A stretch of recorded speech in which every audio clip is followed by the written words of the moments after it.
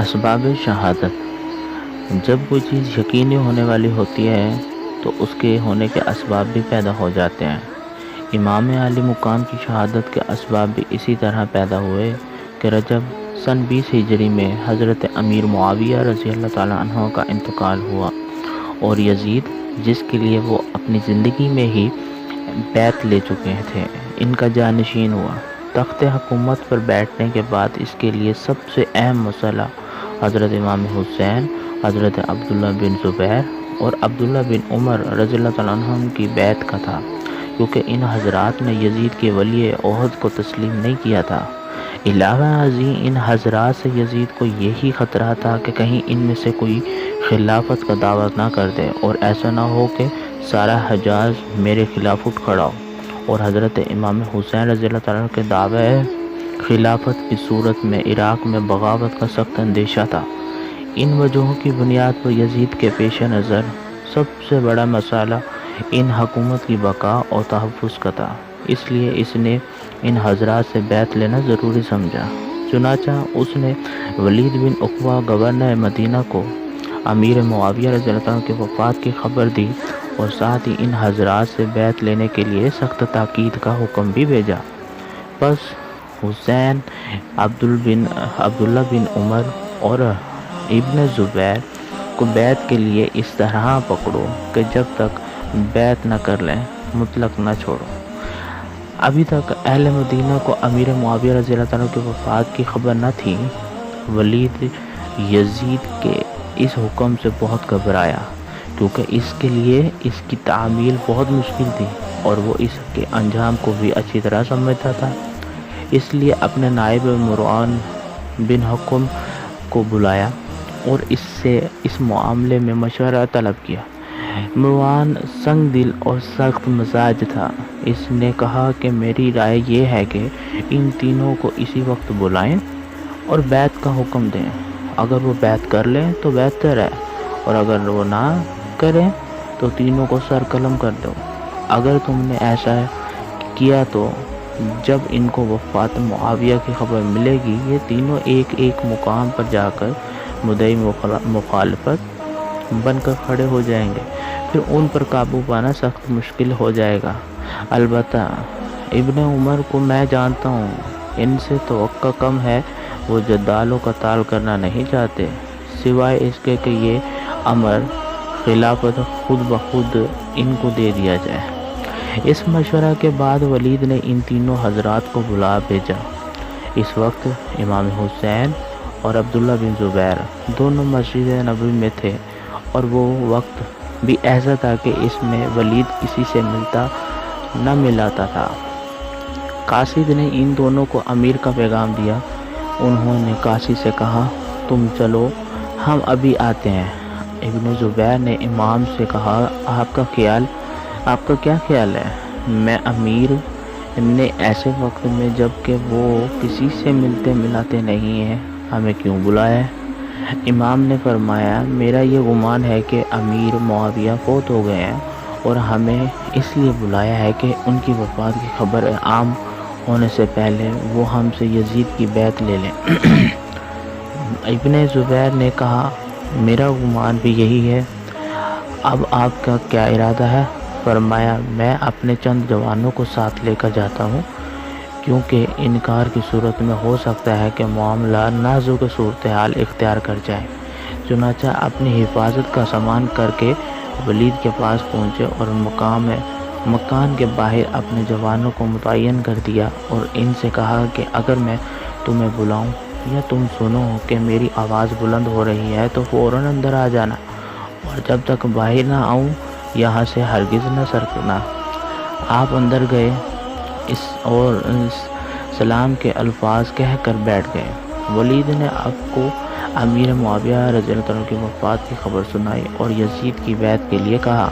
آپ نے تعزیت کے بعد فرمایا، میرے جیسا آدمی اس طرح چھپ کر بیعت نہیں کر سکتا، اور نہ میرے لیے اس طرح خفیہ بیعت کرنا مناسب ہے۔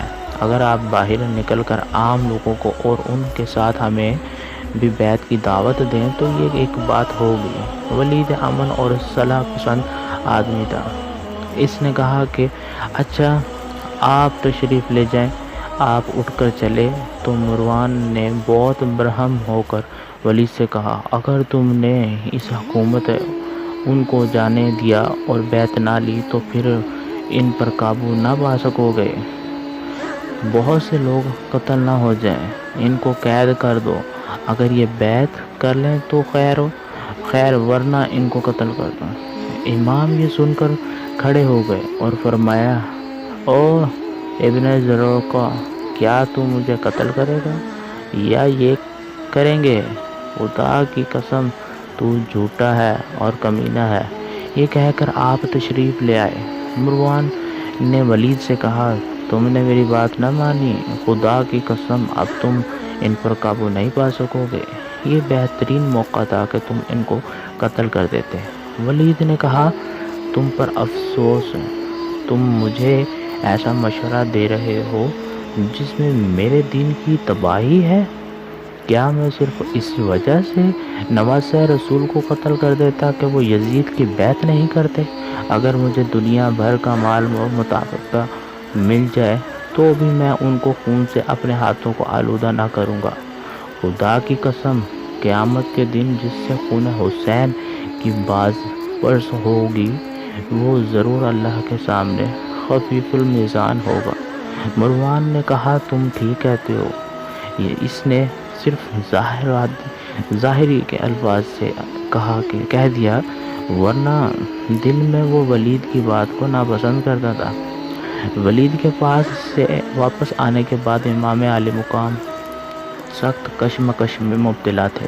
یزید کی بیعت آپ کو قلبی طور پر سخت ناپسندی تھی، کیونکہ وہ نااہل تھا اور اس کا تقرر بھی خلفائے راشدین کے اسلامی طریقہ انتخاب کے بالکل خلاف اور غیر شرعی طور پر ہوا تھا، بلکہ آپ کے نزدیک یہ کسر و کسرہ کے طرز کی پہلی شخصی حکومت تھی، اس لیے آپ احتجاجاً اس کے خلاف تھے، اور دوسری طرف حالات اجازت نہیں دیتے کہ آپ عالی مقام اس کے خلاف آواز بلند کریں۔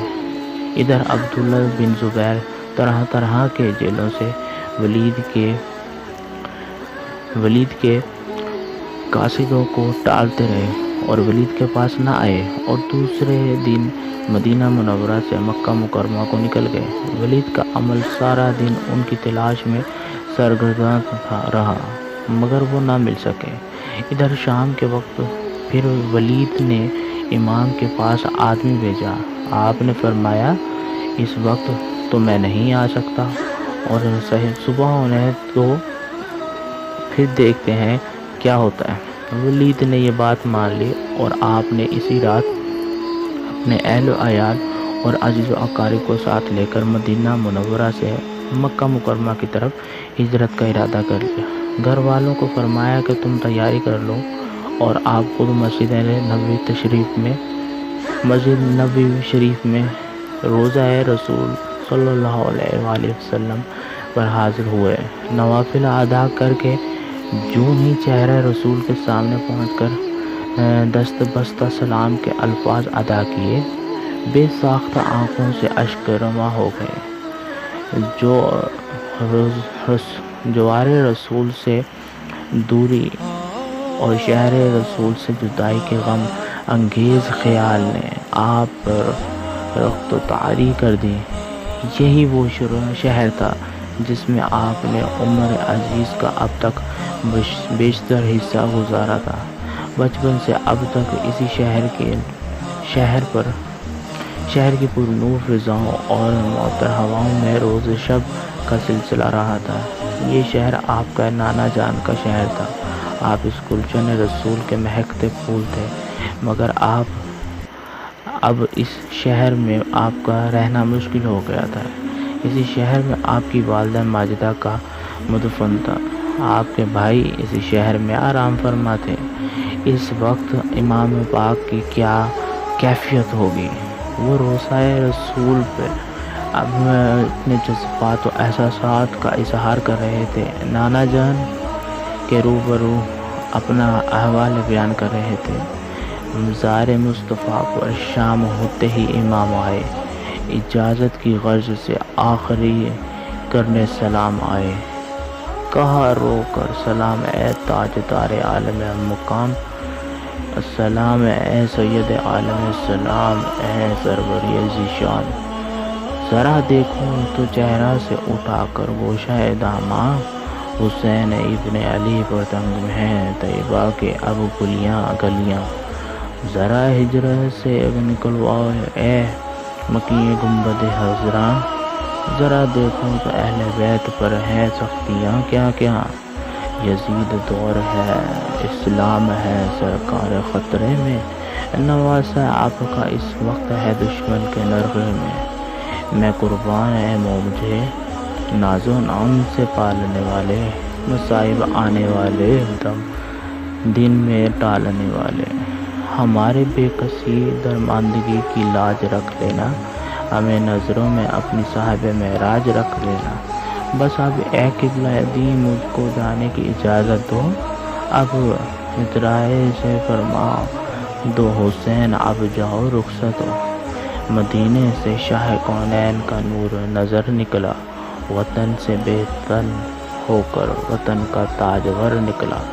امام پاک اپنے اہل و عیال کو ساتھ لے کر مدینہ منورہ سے مکہ مکرمہ ہجرت کر گئے۔